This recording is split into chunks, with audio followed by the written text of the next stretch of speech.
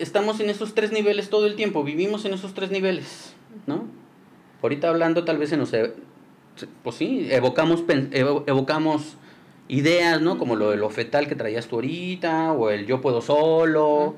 Entonces, al momento de que estamos dialogando, se van despertando ideas en ustedes y yo las escucho y entonces se prenden y así se va tejiendo, así es como nos vamos relacionando. Pero también vamos sintiendo, entonces el psiquismo siempre está funcionando en 3 niveles, ¿no? En lo sensorial, en la imagen y en el pensamiento.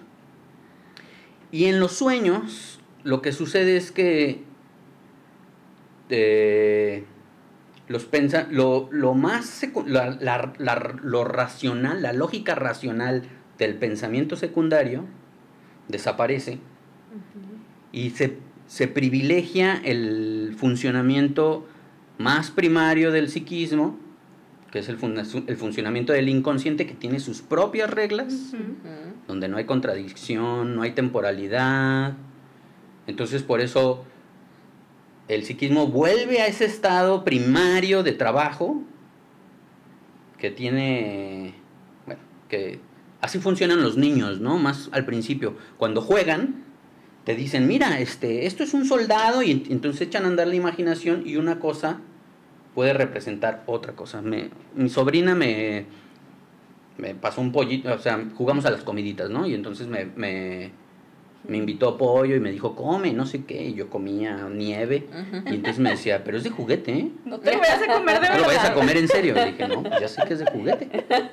Tenía 3 años, o sea, ella ya tenía la diferencia, pero el niño está en ese pasaje entre... El juego tiene esa maravilla, ¿no? De poder jugar con esa parte más primaria, sabiendo que lo secundario está ahí. Entonces es un pasaje.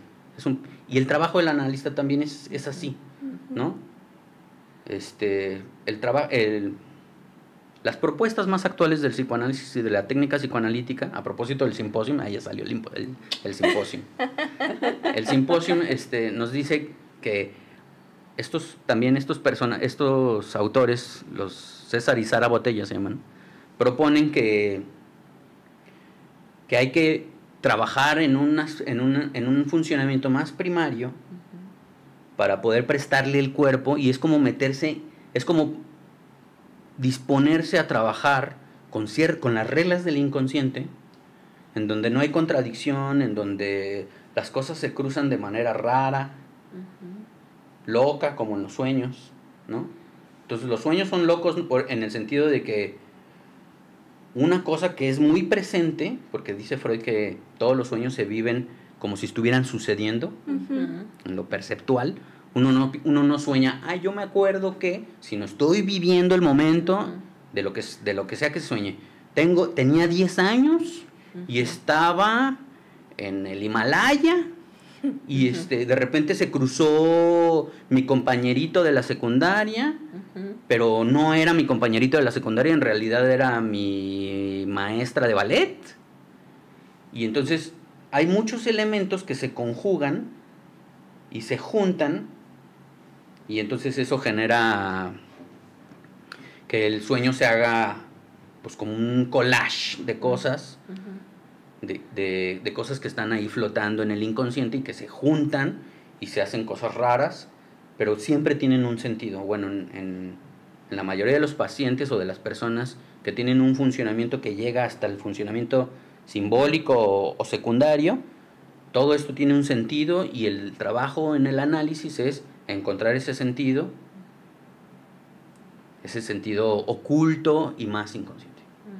Que fíjate, te escuchaba y yo pensaba con esto del sentido y del pensar, que hay palabras o pensamientos que no tienen un sentido emocional, que es donde, como tú dices, hay algo que está pasando, que está desligado el pensar y el sentir cuando deberían estar ligados, ¿no? Así es. Y que son, pues ahora sí que palabras que no se sienten, que ni la persona lo siente y le da un sentido propio, ¿no? Sino solo intelectual, y que tampoco se siente cuando se escucha. Y que eso ya nos habla de algo... No transmite nada, ¿no? Que le puede pasar a la persona de cómo vive también la vida, ¿no? También. Sin esta parte del sentir. Sí. Y que los sueños, está bien interesante ahorita que lo decías, porque algo tienen. Ahorita me acordaba porque traía en mente el programa, ¿verdad? Y el fin de semana fui a un tianguis de antigüedades. Muy interesante, allá en la Ciudad de México. Y yo iba pensando, porque todos los pasillos tenían cosas muy interesantes, unas muy bizarras, otras muy viejas. Había uno de teléfonos, y decía, se reparan y se venden relojes antiguos, ¿no? Pero tenía la mesa llena de teléfonos de todo tipo. O sea, desde celulares, y vendían cosas para celulares actuales, hasta teléfonos viejísimos, ¿no? Y yo pensaba, pues así es como funciona el inconsciente en el sueño, ¿no? Sí. Todo coexiste. Claro. Y yo pensaba, y cada persona que estamos en el tianguis nos llama la atención algo, porque de algo lo cargamos de afecto, ¿no? O sea, estaba en la mesa de los muñecos, así unos medio... Yo Sí, soy película de terror. De terror. Había cuadros, había libros, había o sea, de muchos tipos de antigüedades. Yo pensaba, es que no cabe duda que cada quien lo marca algo, ¿no? O sea, algo nos marca y algo nos engancha a un sentido, ¿no? O sea, de todas las cosas que vi, yo dije, a ver, a mí algo fue lo que me atrajo y fue con lo que yo me clavé. A veces no sabemos qué. Ni por qué. Ni por qué. Ajá. Es que ese es el punto de lo inconsciente también, ¿no? O sea, hay veces que registramos algo, a propósito de lo que decías de lo traumático, registramos algo a nivel sensorial o imagen incluso, pero no sabemos qué nos trae. Entonces de repente sucede una situación en la vida y eso nos despierta. A propósito de esto que estás hablando, ¿no? O sea, ¿por qué me llamó ese objeto, ese teléfono? ¿Qué me jaló? Algo me jaló de mis emociones, de mi sentir, y hace que yo me vincule con él y no sé por qué, ¿no? O como las personas que nos vinculamos con otras personas porque nos despiertan algo, ¿no? A propósito de las relaciones tóxicas, por ejemplo, ¿no? No sé por qué me va siempre mal con las parejas, pero siempre me ligo a un tipo de persona, ¿no? O sea, sí, claro. Hay como una repetición ahí. Y rapidísimo, lo que decías de la gente que habla y no se siente, también el psiquismo tiene mecanismos de defensa para no tocar el dolor, ¿no? El dolor, la tristeza, o hay afectos que culturalmente los hombres no lloran, y hay cosas hay muchas razones de por qué no podemos, de por qué podemos reprimir los afectos. Y entonces hay pacientes de repente, ¿no? El típico ejemplo de, pues mi mamá murió el fin de semana y y lo cuentan como sin nada, ¿no? Entonces uno dice, es muy sospechoso. Seguro separó la idea de que mamá murió con la tristeza. Y la chamba un poco es unir la representación con el afecto para que esa persona pues pueda pues hacer un duelo. Exacto. ¿No? Porque si no se queda ahí un problema en la cabeza y tiene otras consecuencias, ¿no? Oye, yo me quedé pensando también, hablando de cómo mencionabas, tú has ido exponiendo, Fer, de una manera tan clara y tan comprensiva, cómo funciona el psiquismo en estos 3 diferentes niveles. Yo pensaba cómo también nosotros, hablando de cómo nos ligamos a veces con las personas tóxicas, de cómo nosotros funcionamos también en diferentes niveles, y que no todos los niveles son niveles insanos, por así decirlo. Claro. Que hay niveles también en los que funcionamos de una manera muy saludable.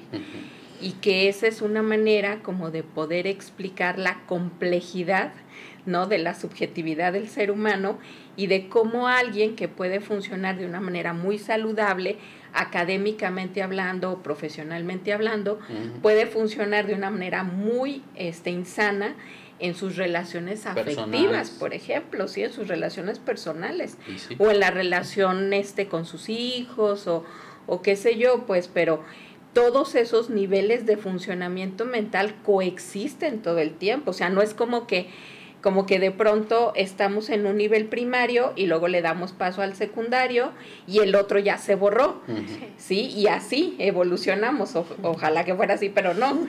O sea, pero además qué bueno, pues, porque son necesarios. O sea, es necesario que uno pueda regresar y funcionar a veces también en esos otros niveles, porque así es como se va construyendo todo.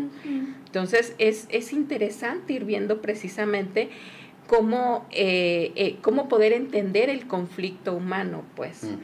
Y que las cosas nunca son blanco-negro. O sea, las cosas son mucho más complejas que eso, ¿no? Y sí. Me hiciste pensar en los niños. Otra vez fui a los niños que tienen esta posibilidad de estar en la fantasía y en la realidad a través del juego. A propósito de esta nena que me decía, no te vayas a comer el plástico, sí, el pollo de plástico. O sea, tienen un tránsito muy rápido entre un funcionamiento y otro, ¿no? O sea, se lo permite. Claro. Y luego lo adulto de repente puede ser, esas son tonterías.